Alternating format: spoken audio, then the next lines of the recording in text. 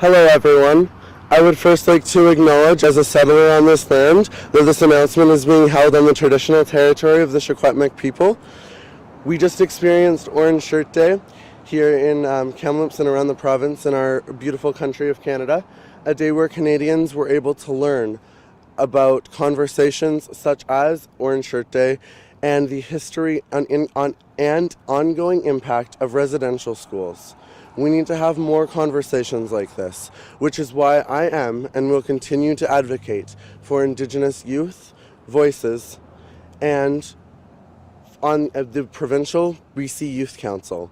I am committed to listening to and uplifting the voices of marginalized communities so that we can move forward independently united. I would like to thank the Chris Rose Center for hosting us today. As a youth in politics, it has never been easy to have my voice heard, which is why I am so excited to announce that today, I, a 19-year-old, am running to be the next MLA in Kamloops-North Thompson. The fact that the youngest elected MLA in British Columbia is 35 years old has led me to understand that there is no one representing my generation in politics. I am running against the former mayor of Kamloops, and it will be a fight that I am prepared to have for people of Kamloops in a nonpartisan battle. I was ecstatic to see two other youth, including Kate O'Connor from Sanish South, who is currently 17 years old, and Adam Bremer Adkins, who is 18, from Coquitlam-Burke, running for provincial politics as well. This is especially exciting on today, because we are the change that BC desperately needs in politics. When it comes to polarizing partisan politics, many people feel that their voices are not heard. I have seen so many of my friends and peers struggle to find a party where people win.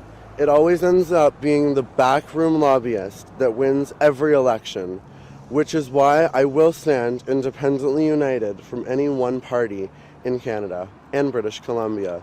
As we begin to exit one of the worst public health crises of our time, we are faced with the aftermath and need to work on quickly and safely reviving our economy by protecting small businesses within our community.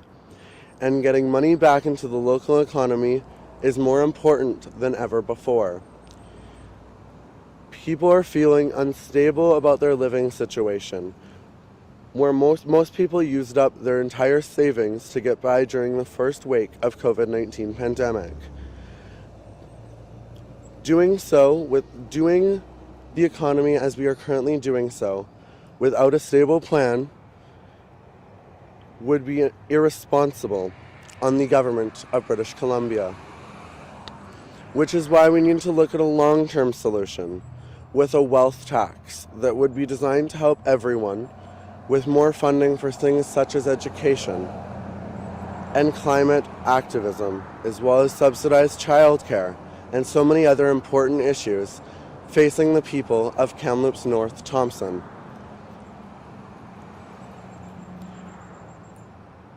Subsidized childcare should be the backbone of our future.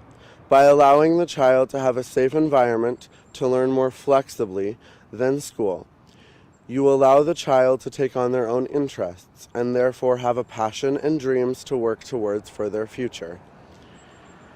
For all generations to come.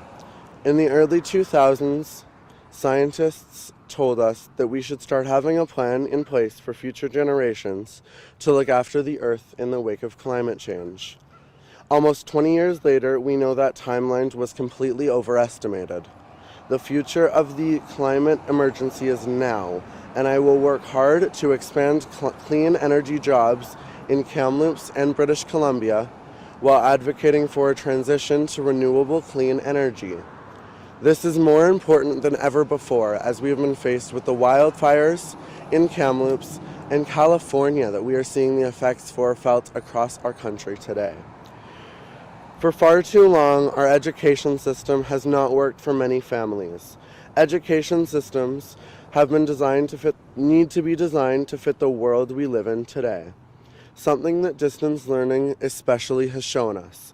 We need to make sure that students and their families are equipped with the proper technologies and support if they make the decision to stay home, and that there are proper protocols and the supplies necessary going forward for children who plan to attend school, and as we have seen in this September already. Schools like the Chris Rose Center, where we are today, are so important to our society.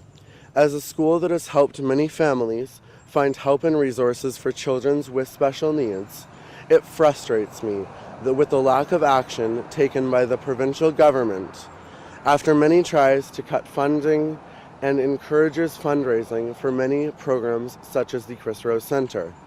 For basic educational rights, people are fundraising for basic educational rights. If elected, I will help ensure that more funding is placed back into the hands of educational programs and not tax cuts for fossil fuel emitting companies. We need to work hard to ensure the future of not only Kamloops-North Thompson, but our province. I am going to work hard with the people of British Columbia and work hard with the people of Kamloops-North Thompson to outline a full platform in the coming days that is going to establish a great blend of climate activism as well as activism for social justice, which is still not taken to the extent that we have seen it happen in our province and our community today. We need to work hard to ensure that we have a sustainable future for generations to come. I look forward to working with so many people in Kamloops North over the next 25 days until this election. Thank you, and I look forward to working with each and every one of you to ensuring that we are independently united in Kamloops. Thank you. I will now be taking any media questions if there is any. Yeah, absolutely. Just wondering why you chose to run independent instead of under a party banner. So with partisan politics that we've seen in British Columbia, especially within Kamloops, we've seen it to the point where they're not able to fight for issues facing the people of Kamloops. We have, to my knowledge, never had a premier elected from Kamloops that is able to help and assist with writing a platform for people. We're seeing a lot of these politicians coming from Vancouver Island or Vancouver, and we're seeing a lot of interior and Okanagan regions, stretching even up north, get completely ignored when it comes to issues facing us. And it is majority of the time just a party platform that you're expected to work under as a politician under a party banner, but you're expected to work within that without having any local representation. So I think it's critically important that we elect someone that can focus on the issue, on the needs of Kamloops, and not be whipped into a caucus that we're seeing so many other politicians being forced into. We're going to do the questioning up here. I'm just going to get you to put this on. Yes, absolutely. So just slip that under your jacket. Yep. Sweet looking jacket there. Thank you. Nice suede. And right about here? Yeah. I'll put it up, and that just goes in your pocket. Awesome. Cool. Just expand a little bit then just on what you want to run in general, being 19, I guess it's Absolutely. So as I was saying, with the youngest MLA currently being 35 in the city of North Vancouver Lonsdale, I believe it is Bowen Ma who is running once again for re-election. But we are faced with the challenges of no millennial or Gen Z voter representation within our provincial politics. We're just seeing the overall voter that is younger, which is making up a huge share of the vote come this election, have no voice right now, which is why we need to see more youth and have more youth voices heard. And I think as someone that has taken a huge interest in politics since a very young age, being very active within Model United Nations and other simulations until I was able to take a step and run for politics where an actual difference can be made. I think it's critical that youth representation is heard, and we just haven't seen that coming from so many people within our communities, especially within the Okanagan and interior regions.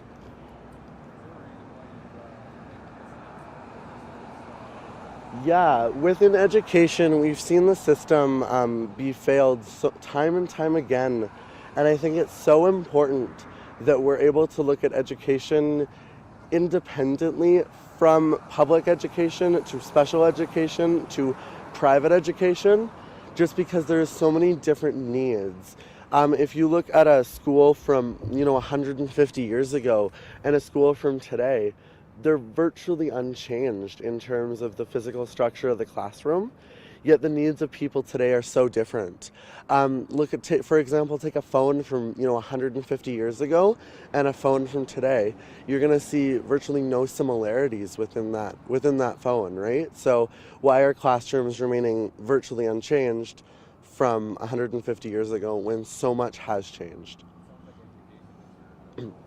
Education as well as climate activism. I attended my first climate protest at 8 years old here in Kamloops, realizing that it was something that needed to take a forefront, and I think will be taking a forefront in not only this election but in the next election. It's something that we need to work hard to have a collaborative solution and not just have a party bashing within each party fighting in Victoria right now, and it's something that we need to work within to collectively come up with a solution.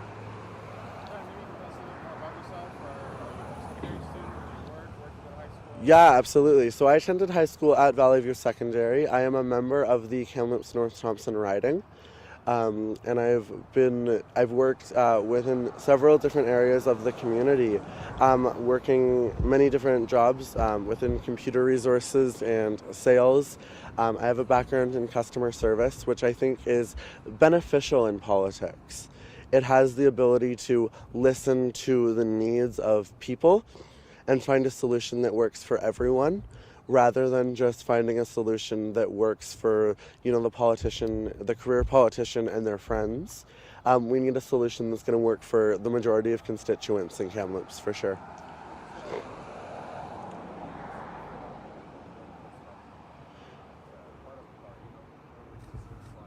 Yeah, I would slot myself center-left in the party, a little bit, obviously fiscally responsible.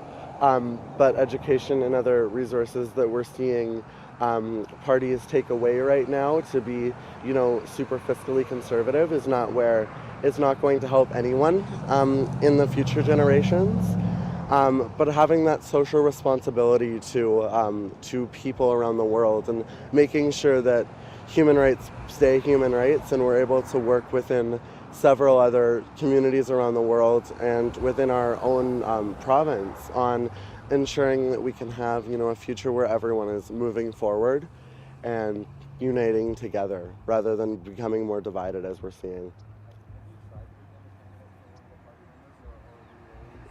I was looking into becoming a party candidate, but I think right now within the snap election we saw so many parties scramble to find a candidate based on certain aspects within the application of that candidate, and I don't think it really allowed the opportunity to see youth in politics or diversity in politics.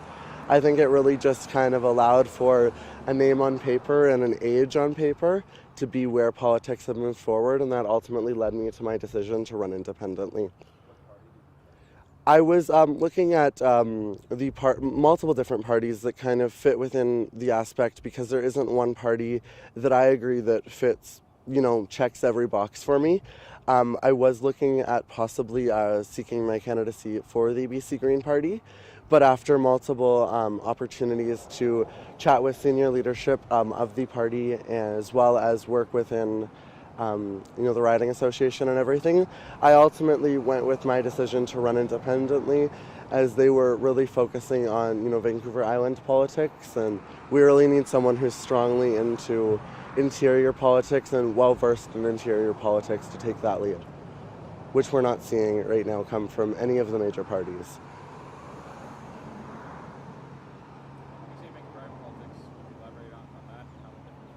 Sorry, could you repeat the question for me?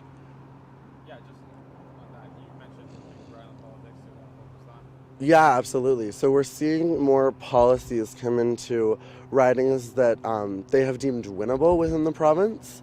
And I think that that's something that harms the rest of the ridings that are, either leaning liberal, leaning NDP, or leaning Green. We're not seeing a healthy conversation, especially within the snap election.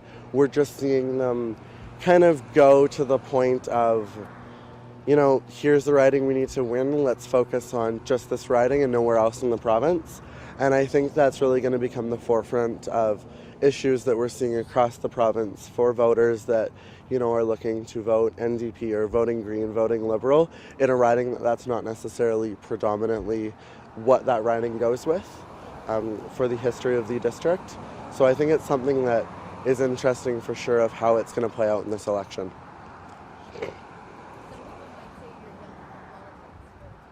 Absolutely. I like to say that politics is passion and passion driven. And I don't believe that passion has an age restriction.